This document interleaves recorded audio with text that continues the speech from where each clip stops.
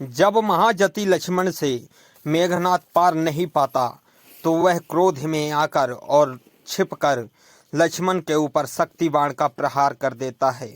अब देखिए हनुमान जी का परोपकार करने की आतुरता, कितने आतुर रहते हैं परोपकार करने के लिए और कितने प्रिय भक्त हैं राम के।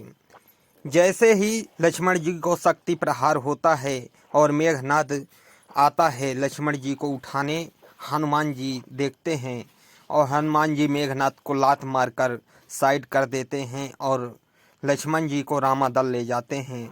लक्ष्मण जी की बेहोशी देखकर राम पूछने लगते हैं हनुमान जी से, क्या हुआ लक्ष्मण जी को। तो अब हनुमान जी बताते हैं उनकी व्यथा कि कैसे मेघनाद ने उनको छुपकर शक्ति प्रहार किया है।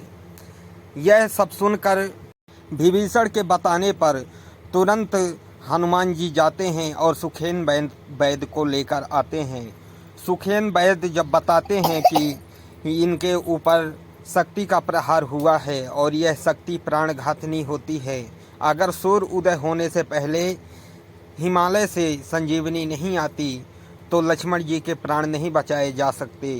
तब हनुमान जी तुरंत आतुर होते हैं और कहते हैं कि हे प्रभु, मैं सूर्य उदय होने से पहले लेकर बूटी आ जाऊंगा। इधर रावण को जब यह बात पता चलती है कि हनुमान संजीवनी बूटी लेने जाते हैं, तब रावण तुरंत कालनेमी को बुलाता है और उनका रास्ता रोकने के लिए बोलता है। कालनेमी बीच रास्ते में एक कुटिया बनाकर अब तुरंत रहने लगता है और वेश बदलकर साधु रूप में और राम राम का जाप करता है। हनुमान जी यहाँ समय का उपयोग न करते हुए राम भक्त को देखने वहाँ उतर जाते हैं। हालांकि हनुमान जी ना उतरते तो भी चल जाता, परंतु वह राम का नाम जाप कर रहा था, इसलिए हनुमान जी उतर गए।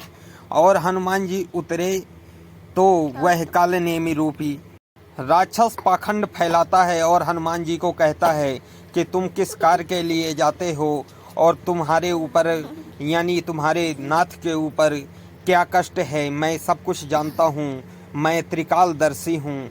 यह सब कुछ बताते हुए कालनेमी हनुमान जी को अपनी ओर अग्रसित करता है। इसी प्रकार से आजकल भी तो कुछ साधु संत आकर लोगों को बेवकूफ़ बनाते रहते हैं। हनुमान जी कालनेमी की बात मान लेते हैं और कहते हैं कि सच में ये कोई महापुरुष हैं।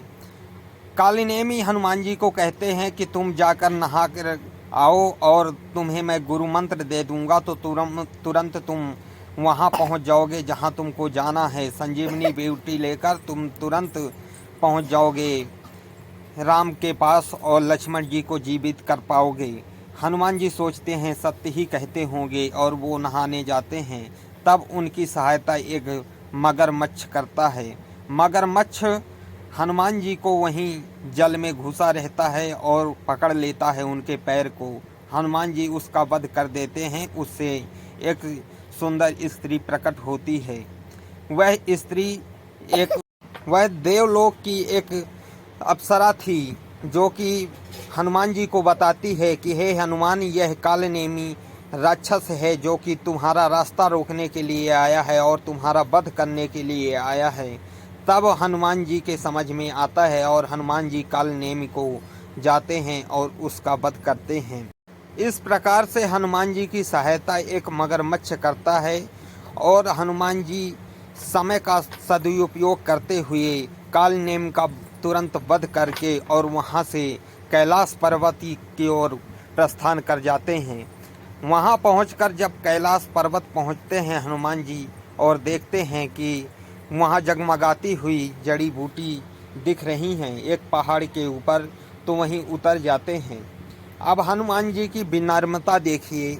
हनुमान जी वहाँ उतरकर प्रणाम करते हैं। जब उतरते हैं तो वो संजीवनी बूटी सहित सारी जड़ी बूटियाँ जो उज्ज्वलित हो रही थी वो विलुप्त हो जाती हैं और वो हनुमान जी वहाँ प्रणाम करते हैं पहाड़ को और कहते हैं हे पर्वत, मुझे इस काम के लिए जड़ी बूटियाँ चाहिए। तब पर्वत को दया आती है और वहाँ संरक्षण कर रहे देवताओं को भी दया आती है और हनुमान जी की विनम्रता देखकर वो प्रकट हो जाते हैं और कहते हैं कि जो भी तुम्हें चाहिए हनुमान, तुम ले जा सकते हो इस पर्वत से। हनुमान जी के समझ में नहीं आ रहा था कि मैं किस जड़ी बूटी को ले जाऊं। तब वो तुरंत समय का सदुपयोग करते हुए पहाड़ सहित उठा लेते हैं और तुरंत लेकर रामादल आ जाते हैं। इस प्रकार से बजरंगबली समय का पूर्ण सदुपयोग करते हैं और लक्ष्मण जी का प्राण बचा लेते हैं। रातों रात संजीवनी बूटी लेकर आ जाते हैं। दोस्तों, हनुमान जी की इस वीडियो में मैंने समय का सदुपयोग करना के लिए बात कही है। समय से बढ़कर कुछ नहीं होता, इसलिए समय का सदुपयोग करिए। दोस्तों, मेरी यह वीडियो अगर अच्छी लगी हो तो मेरे इस वीडियो को लाइक करें और चैनल को सब्सक्राइब करें। जय श्री राम।